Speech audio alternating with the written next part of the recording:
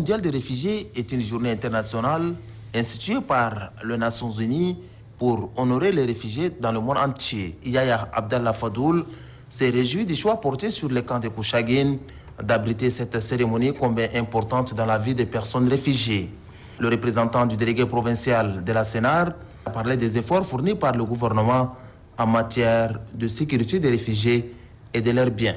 De son côté, le chef de la sous-délégation du Farchana, Abdou Maman Dango, a relevé que cette journée met en lumière les droits, le besoin et le rêve des réfugiés et contribue à sensibiliser la classe politique à mobiliser des ressources pour que les réfugiés puissent non seulement survivre mais aussi de s'épanouir. Le secrétaire général de la province de Ouaddaï, Mahmoud Mohamed Saleh Hayar, a souligné que le thème retenu cette année appelle à une plus grande inclusion des réfugiés pour leur donner davantage l'accès aux soins de santé, à l'éducation et aux activités récréatives. C'est après 3 ans à la tête de la délégation provinciale de police du Mayo-Kébi-Est que le commissaire principal Ousmane Chérif Taha passe la main au commissaire divisionnaire Mamad Alachi Djiro. Le délégué provincial sortant, Ousmane Chérif Taha, déclare qu'il quitte avec le sentiment d'une mission bien remplie en termes de sécurisation des personnes et des biens. Le gouverneur Mamadzen Alhaji a rappelé au nouveau délégué qu'il va désormais animer et coordonner les activités des forces de police implantées sous sa responsabilité. Compte tenu de son cursus professionnel, Mamadzen Alhaji ne doute pas un seul instant qu'il va assumer avec succès la mission à lui confier. Le délégué entrant, Mamad Alachi Djiro, présente ses gratitudes à sa hiérarchie centrale et au président de la République, chef de l'État général Mamad Idriss Déby, pour cette confiance renouvelée qu'il entend jamais trahir en travaillant avec loyauté pour le plus grand bien de la province. Le représentant du chef de l'État a saisi l'opportunité pour exhorter ses interlocuteurs à la franche collaboration avec l'administration. Ce qui est primordial aux yeux d'Abdoulaye Ibrahim Siam, c'est que les dépositeurs du pouvoir traditionnel et moral intensifient la sensibilisation relative à la cohabitation pacifique et prier pour la paix au Tchad. Les délégués provinciaux et les chefs de service déconcentrés de l'État ont été attentifs au message du gouverneur portant sur le respect de la hiérarchie et des absences non justifiées. Avec les responsables des ONG, il a été question de recrutement de compétences locales et de l'escorte effectuée par les forces de défense et de sécurité. La rencontre avec les opérateurs économiques a été d'une importance capitale.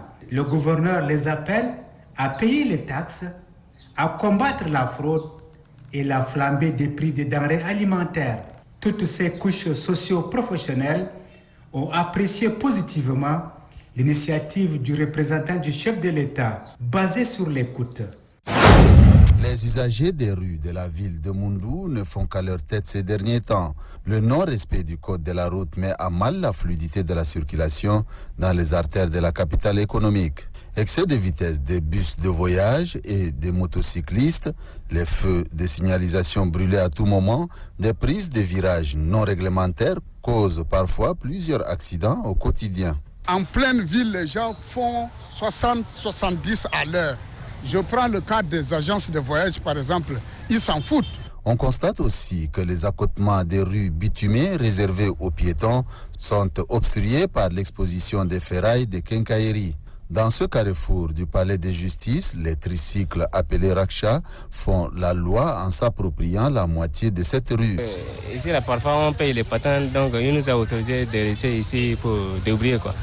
Je vais demander aux autorités de sensibiliser les clandomanes, les taximans de respecter la route. Ils payent les taxes, mais ils peuvent me respecter aussi. Ce sont les citoyens, donc ils devraient respecter aussi.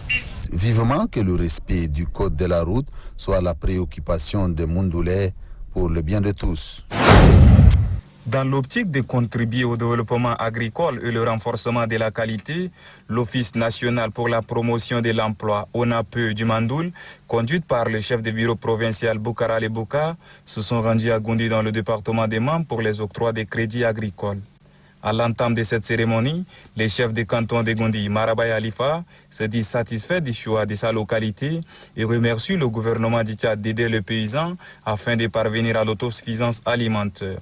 Le maire de la ville de Gondi, Dobrin Goubaï Joël, demande aux bénéficiaires d'en faire bon usage et respecter les délais de remboursement afin que d'autres demandeurs en bénéficient.